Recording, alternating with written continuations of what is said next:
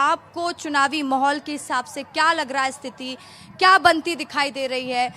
किसको जनता मौका देगी, किसको जनता धूल चटाएगी? पूरा समीकरण समझाइएगा सर, वरिष्ठ पत्रकार हैं आप। देखिए, चुनाव को कभी भी हल्केपन से नहीं लेना चाहिए। चुनाव है। मतदान के बाद जब मतगणना होगी और जब वो नतीजे कन्वर्ट होंगे, तभी आप ये स्पष्ट रूप से कह सकते हैं कि कौन जीतेगा कौन हारेगा। पर चुनाव को लेकर के एक परसेप्शन होता है, चुनाव का एक माहौल होता है, और चुनाव जिस तरीके से दोनों दल लड़ रहे हैं, बस्तर की अगर हम बात करें, छत्तीसगढ़ राज्य निर्माण के बाद बस्तर में लोकसभा के चुनाव दो दलों के बीच में ही होते रहे हैं, भाजपा और कांग्रेस, जिसमें भाजपा को ज़्यादा अवसर मिला है यहाँ पर सांसद चुनने का। और एक बार 2019 में यहाँ पर दीपक बैज जो है वो सांसद चुने गए। इस बार जो माहौल है, कहीं ना कहीं भारतीय जनता पार्टी ने प्रत्याशी पहले घोषित किया। भारतीय जनता पार्टी ने अपने चुनाव की प्रक्रिया, प्रचार और सारा संसाधन जो है ना पहले से झोंका है। हालांकि चुनाव अभी तक रफ्तार नहीं पकड़ पाया है। चुनाव आज भी लोगों के बीच में बस्तर के, खासकर अगर दक्षिण बस्तर की हम बात करें, नक्सलगढ़ में, तो वहाँ पर ना तो किसी के बैनर दिखते हैं ना पोस्टर दिखते हैं। उन इलाकों में दहशत का अलग माहौल है। पर जो ये सामान्य इलाके हैं, यहाँ पर भारतीय जनता पार्टी को मुझे लगता है कि एक अपर हैंड जरूर है। लेकिन अभी नतीजों में ये कहना मुझे लगता है जल्दबाजी होगी, क्योंकि कवासी लखमा कांग्रेस के एक बड़े चेहरे हैं, 6 बार विधायक रहे हैं, पिछली बार प्रभारी मंत्री रहे हैं पूरे बस्तर संभाग में। उनकी अपनी एक पहचान है और मुझे लगता है कि अभी थोड़ा इंतजार करना पड़ेगा। बिल्कुल, तो फाइट तगड़ी है और ऐसा ही माहौल देखने को मिल रहा है। 19 अप्रैल वो तारीख होगी जब बस्तर में पहले चरण का मतदान हो जाएगा, यानी बस्तर सीट के लिए अपने सांसद की किस्मत बस्तर की जनता कैद कर देगी। और उनसे ही पूछते हैं कि क्या लग रहा है। ये पीछे वाले 3 भाई साहब एकदम चुपचाप बैठे, इन्हीं से पूछते हैं क्या लग रहा है, कौन जीत रहा है बस्तर में? पता नहीं। तो क्यों? You are not local? No, we don't know about anything about. अच्छा, तो आप लोग डिबेट देख रहे हैं, डिबेट एंजॉय कर रहे हैं। यहाँ पर ऐसी कोई गलत बात तो नहीं लग रही है आप लोग को? No, nothing, everything is fine.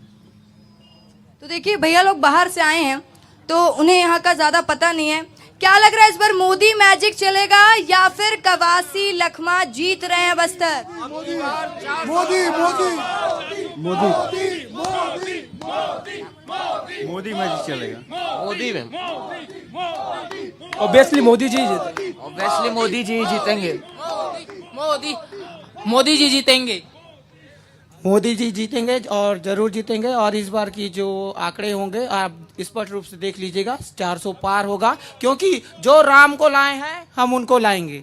400 पार का जो आंकड़ा है वो थोड़ा भारी आंकड़ा है, समझ रहे हैं, और गारंटी भी बहुत है। मोदी जी मेहनत भी कर रहे हैं। आप ज्यादा ओवर कॉन्फिडेंट लग रहे हैं। मोदी जी कॉन्फिडेंट है, आप ओवर कॉन्फिडेंट हो जा रहे हैं। ओवर कॉन्फिडेंट नहीं है, इस चीज का निर्णय जनता करेगी। और आप देख लीजिएगा कि अब की बार 400 पार यूं ही नहीं बनाया गया है। मोदी जी के नेतृत्व में जो ये नारा जो बना है, और ये चीज आगे तक जरूर चलेगा। भैया बताइए, आप भी कुछ कहना चाह रहे हैं, ऐसा लग रहा है। मोदी जिंदाबाद, हर हर मोदी, घर घर मोदी। अब की बार 400 पार। चलिए, तो आप सुन रहे हैं कि लोग क्या कहना चाहते हैं। हाँ बिल्कुल बोलिए, आपका अपना चैनल है विस्तार न्यूज, आप पूरी बात अपनी विस्तार से रखिए। 2 शब्द कहना चाहूंगा। वीर सैनिकों की कुर्बानी का सम्मान जरूरी है, हम तुम चाहे मिट भी जाएं हिंदुस्तान जरूरी है। पत्थरबाजी नारेबाजी बहुत हो चुका, बंद करो। जो भारत माँ को गाली दे उनका उचित प्रबंध करो। घर घर मोदी, हर हर मोदी, फिर एक बार मोदी सरकार। तो फिर एक बार मोदी सरकार के नारे लग रहे हैं। और अब देखिए, ये तो नतीजे ही बताएंगे कि कौन जीतेगा बस्तर की सीट। फिलहाल में बस्तर की सीट कांग्रेस के खेमे में है।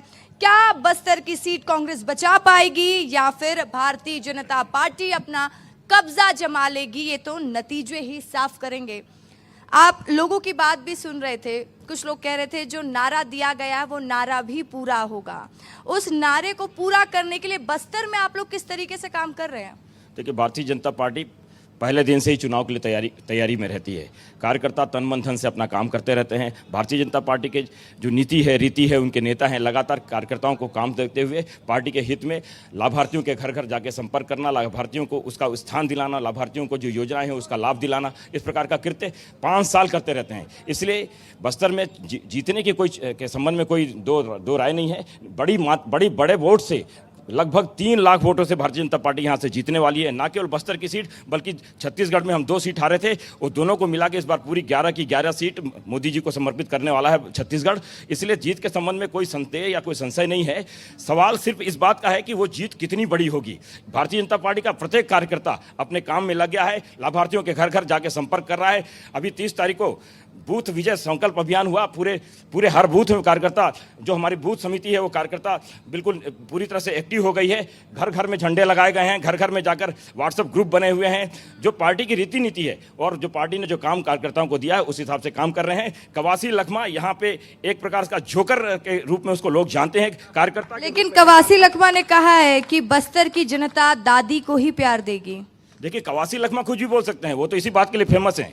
कवासी लखमा जी उद्योग मंत्री थे, यहाँ पे शराब के मंत्री थे। उन्होंने शराब की गंगा तो जरूर बहाई, परंतु उद्योग के नाम पे जो 16 उद्योग थे उस बस्तर के बंद होंगे। एक भी नया उद्योग बस्तर में नहीं आया। इसलिए कवासी लखमा को अब पब्लिक के सामने जवाब देना पड़ रहा है कि उन्होंने पब्लिक उनसे पूछे कि उन्होंने 5 साल में क्या किया। कोई जवाब नहीं है।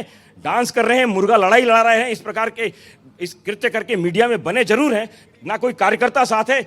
बीजेपी की कोई भी मीटिंग ऐसी नहीं है जहां पे 150, 200, 300 कांग्रेसियों ने बीजेपी में प्रवेश नहीं किया है। इसलिए कांग्रेस के कार्यकर्ता बूथ से लेवल से लेकर प्रदेश स्तर के जो नेता हैं, भारतीय जनता पार्टी का विस्तार हो रहा है, उसमें शामिल हो रहे हैं। कांग्रेस के पास अब कार्यकर्ता भी नहीं बचे। जो बचे हैं, आज आपने देखा, उपद्रवी तत्व बचे हुए हैं, उपद्रव कर रहे हैं जगह जगह। उससे कांग्रेस का वोट ही कम पड़ रहा है, कमजोर हो रहा है। आप देखिए, इस देश का दुर्भाग्य देखिए, इस प्रदेश का दुर्भाग्य देखिए कि पक्ष विपक्ष दोनों राजनीतिक दल को मजबूत होना चाहिए, परंतु जिस प्रकार से विपक्ष आज हरकत कर रहा है, विपक्ष खत्म होता जा रहा है। ये देश के लिए भी अच्छा नहीं है। मजबूत विपक्ष, मैं भी भारतीय जनता पार्टी से नेता प्रतिपक्ष 9 साल रहा, पक्षों अपने विषयों को लेकर लगातार आंदोलन करता रहा, परंतु आप जिस प्रकार से देख रहे हैं, अभी 100 दिन नहीं हुई इनकी सरकार गए हुए। केवल एक परिवार का चरण चाटने के अलावा इनको कुछ आता नहीं है। और चरण चाटने वाली बात अगर आप नहीं करेंगे तो मीडिया के ऊपर भी आज क्वेश्चन खड़ा कर रही है।